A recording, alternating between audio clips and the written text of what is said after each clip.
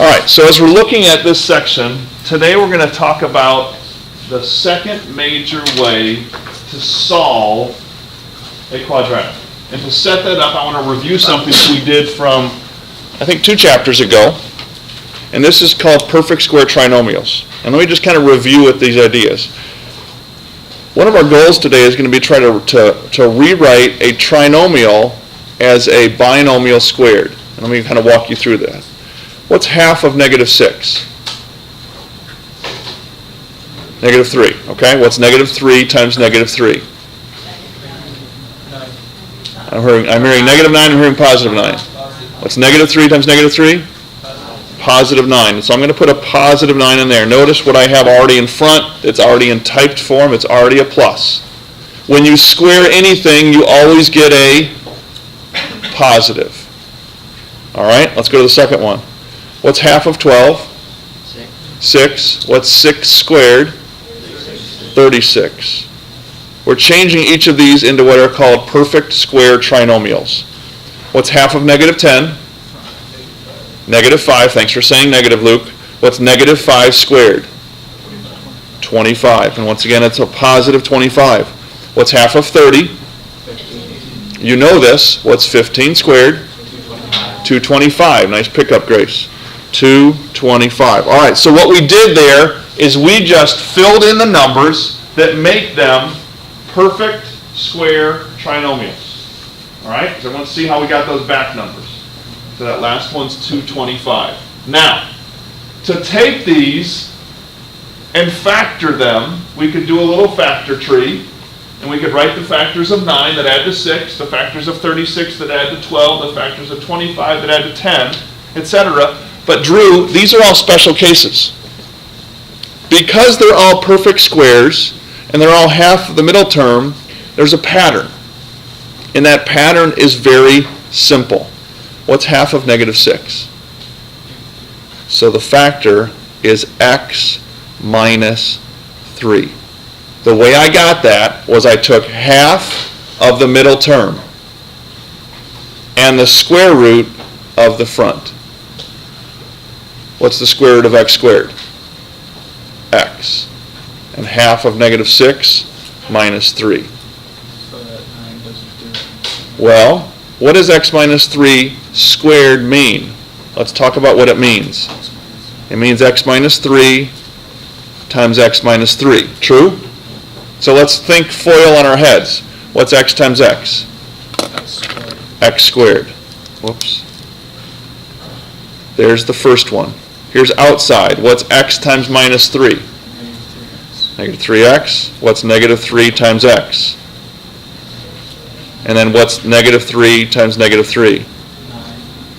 And when you combine them, all right, so does it work? But our goal is just to get this x minus 3 squared. I want to write my trinomial as a binomial squared. Thank you, Luke. So let's kind of look down these. Let's take this second trinomial and write it as a binomial. What's half of 12? 6. So this is going to become x plus 6. What's half of negative 10?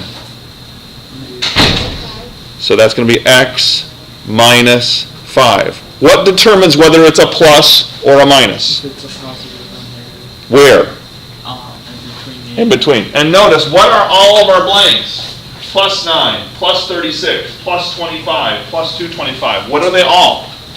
All positives. All right, what's my last one? Who can tell me? There you go. Well done. X plus 15. I just did this out here just to show you, Luke, that x minus 3 squared is this original thing. You don't need to do that on the homework. Our goal is just to make this jump to a binomial. Why do I call this a trinomial? 3 terms. All right. Now, we're going to come back to all this example at the very end, and we're going to walk through it. And I typed all this out so you would have a step-by-step instruction. What I'd rather do right now is show you 2 examples of actually doing what's called completing the square. So flip the page.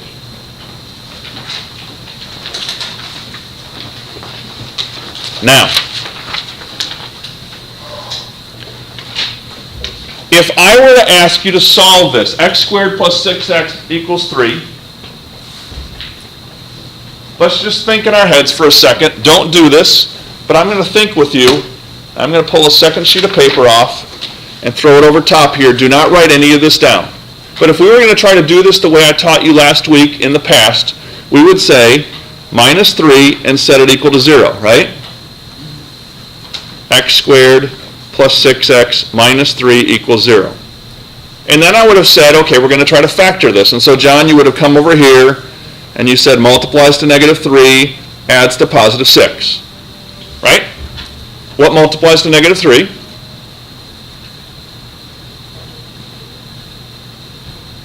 1 and negative 3, right?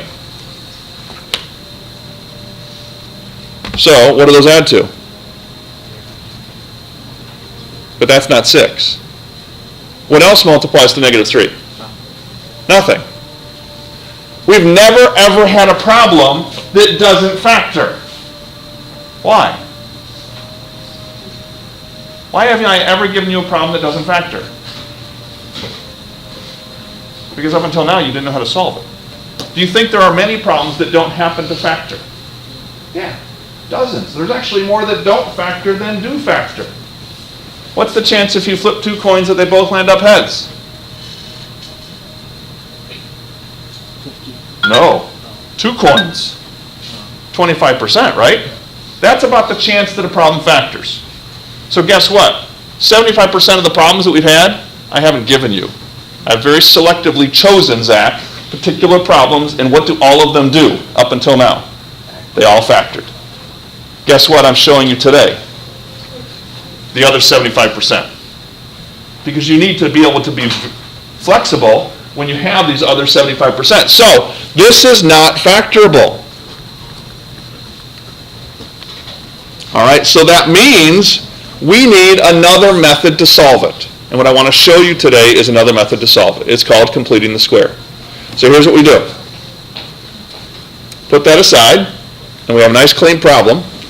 First step, we're going to turn this, Brett, into a perfect square trinomial. And so what I want you to do is I want you to recopy down that line, but I want you to stick a plus blank in there. And push that equal sign over to the right, and then it equals 3. And I need to say to myself, if I add a plus blank to one side to balance the equation, so to speak, what must I add to the other side? Plus blank. Imagine this is a seesaw. If I add something to one side, I have to add it to the other side. Now, it looks kind of like the other page did. What's half of 6? 3. What's 3 squared? 9. And so what I'm going to do on the next line is I'm going to change that plus blank to a plus 9. Now, if I'm going to make this way out, Noah, I added 9 to one side. What do I have to add to the other side to balance it? 9. Okay. So on the other side, I'm going to have 3 plus 9. Is the equation balanced again? Yeah. Now, on the previous page, we learned how to write this as something squared. How do I know what goes in that parentheses from the back page? Half of 6 is 3. And so I rewrite this. I'm going to put this in red because it's fairly crucial on this step, x plus 3. Justin, are you comfortable where I came from step there to step there? And then the other side's pretty straightforward. That's just 12. By the way, if you don't have your calculators out, we're going to need them because we're going to have a decimal answer here, just to give you a heads up. So get your calculators out. All right, now, this is the end of step 1. We got to a perfect binomial square. It's beautiful. Now from here, we use the ideas that we learned previous in the chapter. If you have something squared equals answer, to get rid of the square, what's the reverse of squaring?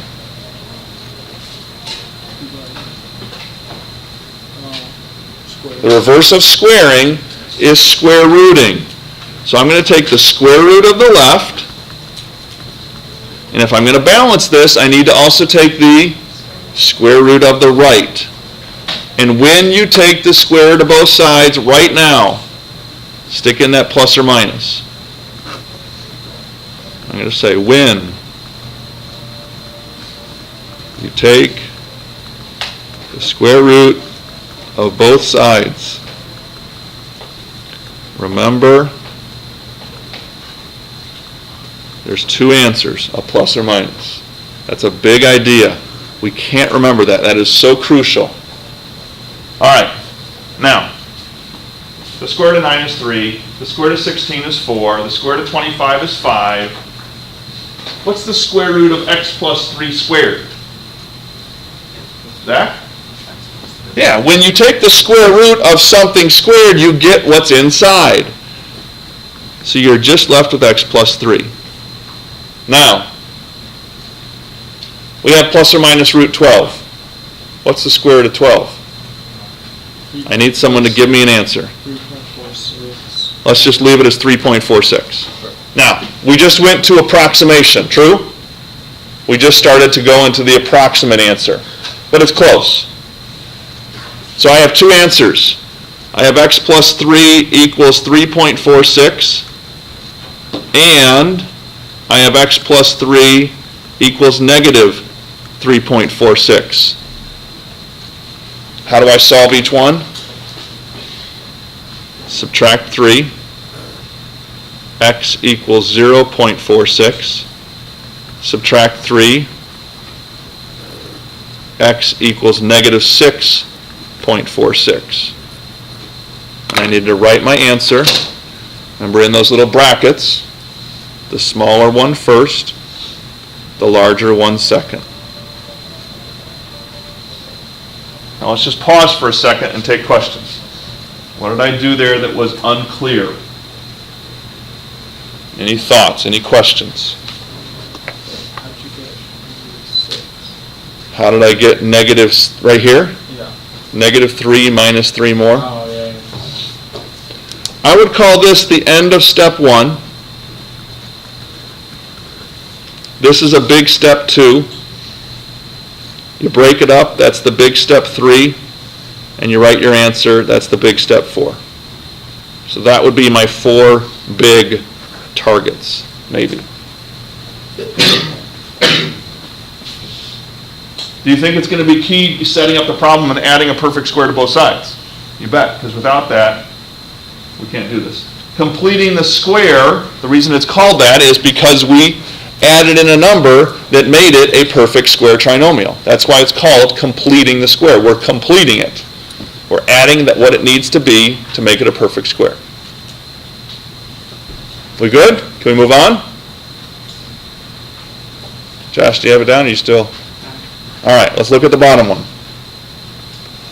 X squared minus 10x equals negative 14. Here we go. X squared minus 10x plus what? Blank equals negative 14 plus blank. Raise your hand if you think you know what goes in the blank. 1, 2, 3, 4, 5, 6. If I look in the mirror, I get double hand. All right. Okay, Katie? 25. All right, so let's put in a 25. X squared minus 10x plus 25 equals negative 14 plus 25. All right, next step. Parentheses squared. Who can tell me what goes in my parentheses? X minus 5. Excellent. Why is he saying a minus 5 and not a plus 5? Someone else answer that. Drew? Because half of 10 is -5. Okay, half of negative 10 is negative 5. All right, and someone very simply, what's negative 14 plus 25? 11. All right, I have a square equals a number. To get rid of a square, I take the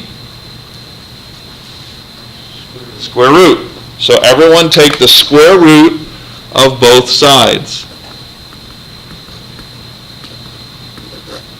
And what must I remember at this point? Plus or minus. Plus or minus. All right, the square root of a square is what's inside. In this case, what's inside? X minus 5. And I need someone to help me here. What is the square root of 11? 3 3 point how much? 3-1. Okay. For the general thing, let's just say, round to the nearest hundredth. So let's just, for general stuff. It's accurate enough to know that we're being accurate. All right, so I have to break it up in my two answers, Abby. That x minus 5 equals positive 3.31, and my x minus 5 equals negative 3.31. So let's break that up.